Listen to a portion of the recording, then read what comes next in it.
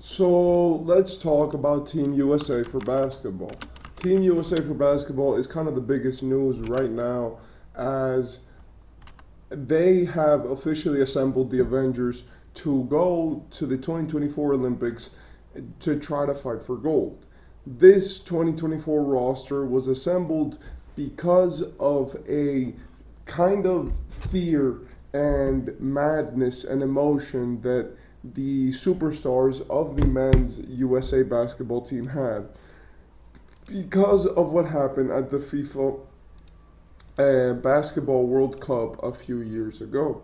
What happened in that World Cup is that the USA basically got dog walked, and it was not in pretty fashion. They were consistently getting abused by other teams, and even though they made it far, they did not win because Team USA was weak. The reason why Team USA was weak was not because of the players that were playing, but it was more because of the style and the way that they were playing. What I mean by that is that anyone who's watched United States international basketball in the past few years knows that they are not the same group which they once were. It's not because the talent is not there. They still have the best NBA players in the world, but the problem is that they do not play with the fundamentals that they used to. Before, we all know that there was a big focus on that when NBA players would make it to the league before they started before they got drafted, they needed to know all the fundamentals. These fundamentals were hard work, these fundamentals were consistency, and these fundamentals mostly based themselves on the fact that you had to play basketball to win basketball games, and you had to actually be able to close games, get rebounds. The big man had a role, the guard had a role, the winger had a role, and basketball was more based on a unity. Now, this season, it hasn't been that way at all. The reason why a lot of these players are flaming out is because of the fact that they haven't been able to practice these fundamentals. The only players in Team USA right now that know what it's like to be an Olympic level talent are Kevin Durant, LeBron James, Anthony Davis, but when he played, he didn't play. And I think that, and I know that Stephen Curry has competed in the Olympics, not in the Olympics, in the World Cup, but he's never competed in the Olympics as a starter for Team USA. And that's just been because of the timing of everything. Most of the times, I think it was because of some type of issue. This season, they changed that. Team USA, because of what happened in these Olympics, it was an uproar of what happened. People felt embarrassed. People didn't want to look at the USA, and the players which were called up basically said hey, we are going to win the next Olympic Games, because as much as the World Cup is a tournament, it does not get taken as seriously as the Olympic Games. The Olympic Games are kind of the pinnacle for basketball when it comes to the consistency and when it comes to the winningness. These teams are all very focused, and now that we see how these teams have operated and which players are operating under the USA men's basketball, we could see a list of names of the best players in the world. At point guard, we have Steph Curry, we have Drew Holiday, and we also have Tyrese Halliburton as the three main guys. I think that Drew and Steph are going to be the ones who get the most playing time. I think that Tyrese is good, but he's only there for an injury clause or maybe if the other players aren't playing well. But I do think that Steph obviously is one of the greatest players of all time. Drew is one of the best floor raisers for his team as he has now been on two championship teams and a well-deserving player. And then for shooting guard, we have another stacked roster. We obviously have Devin Booker, Anthony Davis, Devin Booker and Anthony Edwards, I'm sorry. And then we also have Kawhi, which can kind of alternate between shooting guard and small forward. For small forward, we obviously have LeBron James, the person who's going to start. LeBron James is a starter, and this was pretty obvious. He's the player with the most experience. He is LeBron James. He should start. He needs to start. He's the one who's going to carry this team.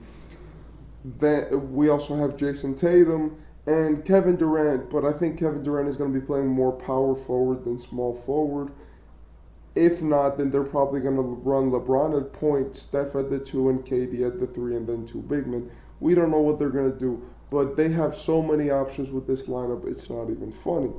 For center and power forward, they're kind of the same category in terms of the players which they have. They have Bam Adebayo, Anthony Davis, and Joel Embiid, and that is a pretty stacked list of names.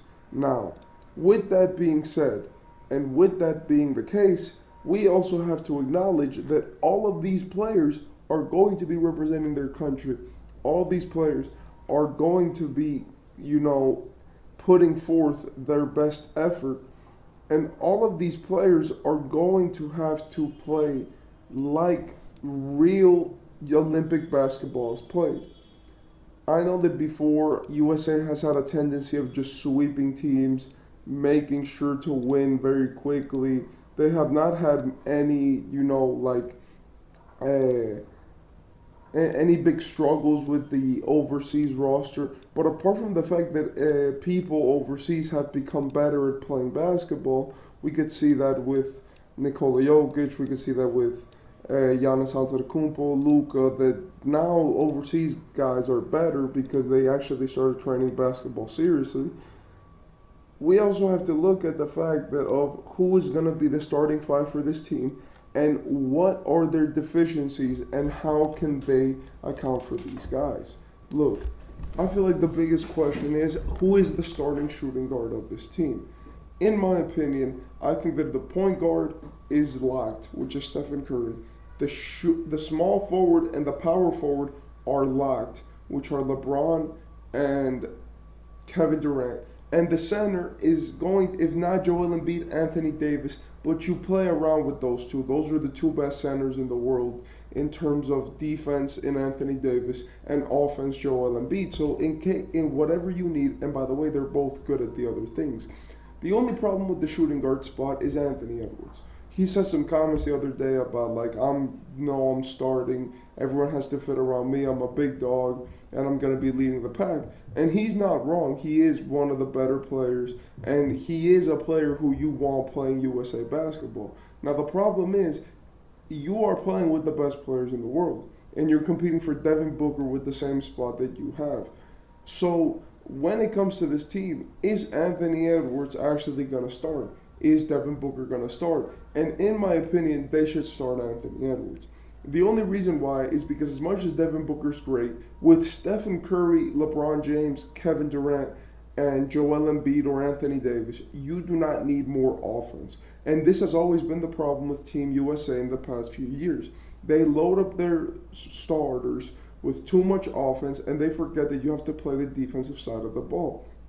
At the last tournament, the FIBA World Cup, Anthony Edwards was the leader of that team, put the team on his back, and was consistently being the best player on the court. And now he's going to be, once again, probably starting and having to be the player with the most energy out there. He's the youngest. He's the best perimeter defender that they have, not named Drew Holiday, but Drew Holiday is not gonna start. And he's going to have to carry a significant load if he actually wants to get the starting spot and if he actually wants to be consistent with what he's doing. So yeah, apart from that, I just want to see the team play good basketball. I just want to see them hustle. And the biggest reason, if you guys didn't study the film on the last tournament, was because they weren't putting enough effort to the things that in the NBA don't matter. In the NBA, getting a defensive rebound is not that important, and it doesn't matter because teams will just let you have it because NBA games are so long and most of them aren't important. So if they don't treat this like a playoff game, if they don't focus on on lasering in on every part of the game. And if the coach doesn't do a good job at making sure that they have, well, the coaching staff doesn't make sure that they have this in mind and that they have the right mentality, then this team will lose again, even with all of these stars. So these are the dilemmas, but I do think that with the players that they have and the anger which they're going into this with and the drive, they'll probably win the Olympics.